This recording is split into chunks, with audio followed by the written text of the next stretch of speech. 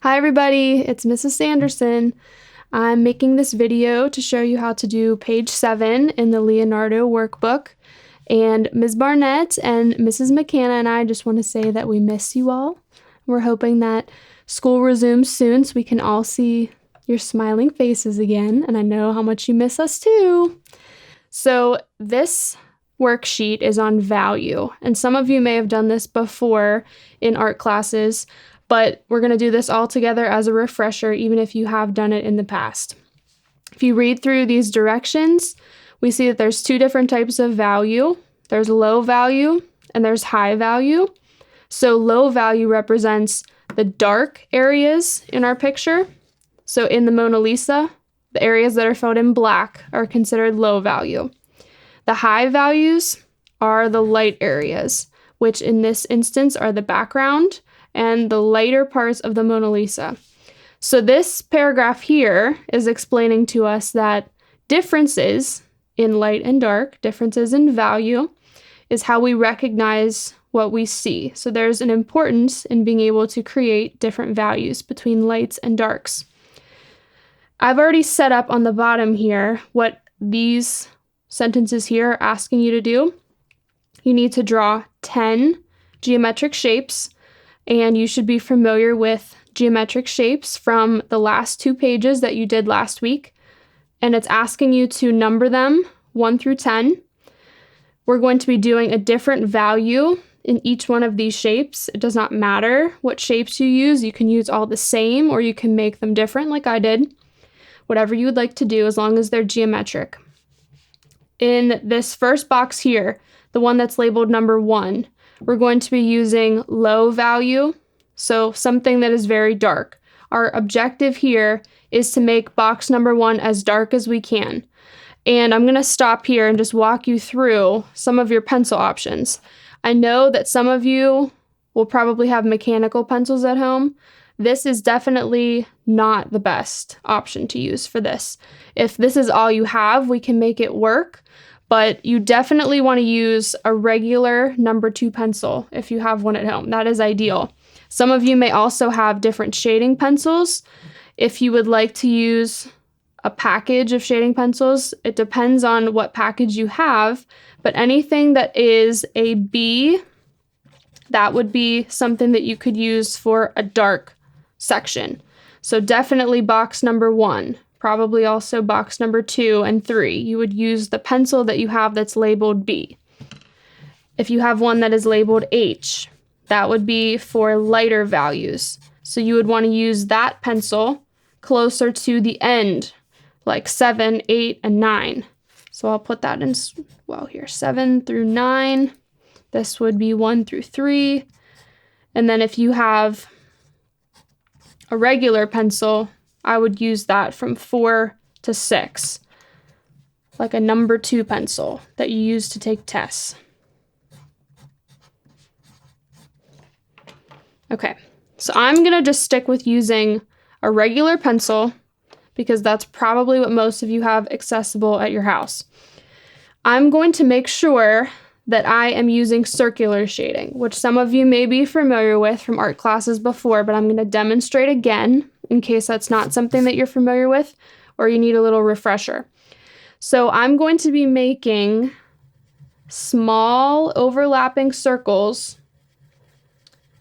that fill in the space that I'm trying to fill in. So I'm just demonstrating over here, and then I will do it in the box as well. But these circles, our objective is to fill in the space completely so that we cannot see through.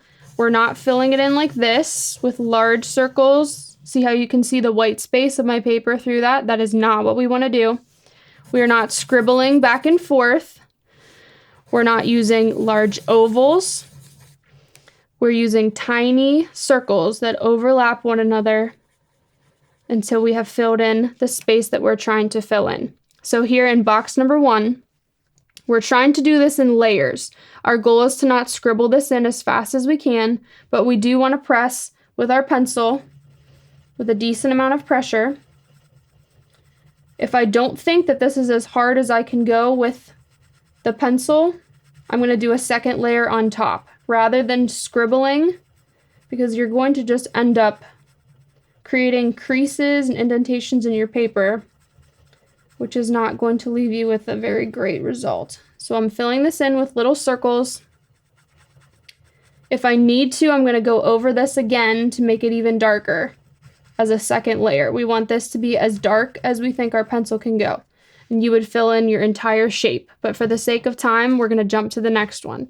So the next one, box number 2, our directions are telling us that we need to be a little bit lighter than box number 1. Each box is going to slowly get lighter until we get to box number 10.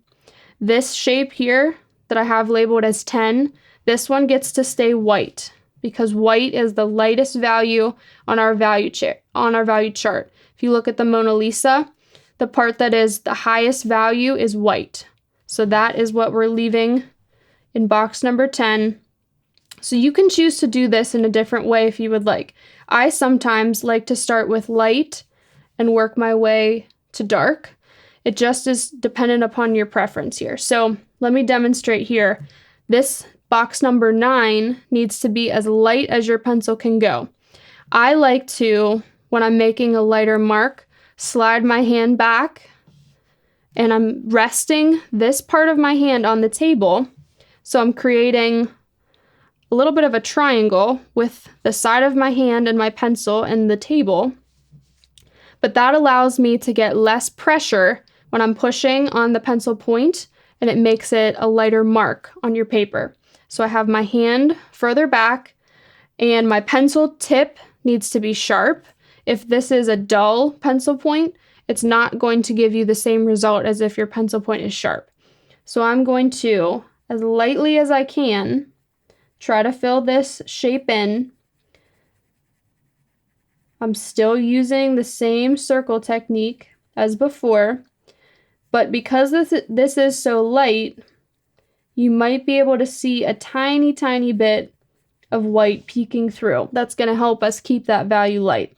Anything that looks like it's out of place, like I have one little section here that got too dark, I'm just going to erase it and try to go over that section again. I am barely touching my pencil to the paper. So you can see this is so light that it almost looks white, but we have a tiny bit of value here.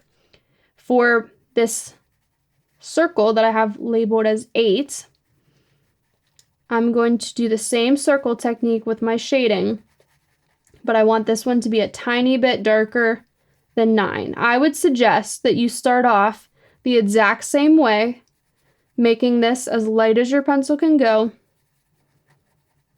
And then when I have a base layer down, I'm going to go over that again. Still very, very light, but now that I'm adding a second layer, it's going to make it darker just by having 2 layers instead of 1. You can always go back over these later if you realize that they're not actually changing from one to the other. Same thing with 7. Start off kind of light like you did in 9, and we're adding another layer on top, either 2 layers or maybe even 3 layers to make this darker than box number 8. Now, as you continue to go, you're going to keep adding layers to make it darker and darker. You can always erase if you need to start again. But our goal is to make each one of these different enough that we are slowly getting darker and darker as we go up to box number 1. And if you would like to, you could do this the other way. This suggests that you start with 1 and you get lighter. I tend to try to do it the other way around, just so that I can work in layers rather than subtracting layers. I think it helps me to be thinking about adding rather than subtracting, but this just depends on your own personal preference. So if you have any questions about this, definitely feel free to reach out to me or Ms. Barnett or Mrs. McKenna on Google Classroom or send us an email.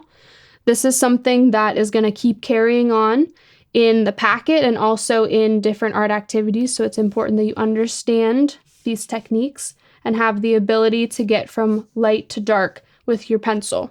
So make sure that you're reaching out for help. We definitely are here to help you during this time, and we want to make sure that you understand. So I hope that you all have success with this, and I'm excited to see what you come up with.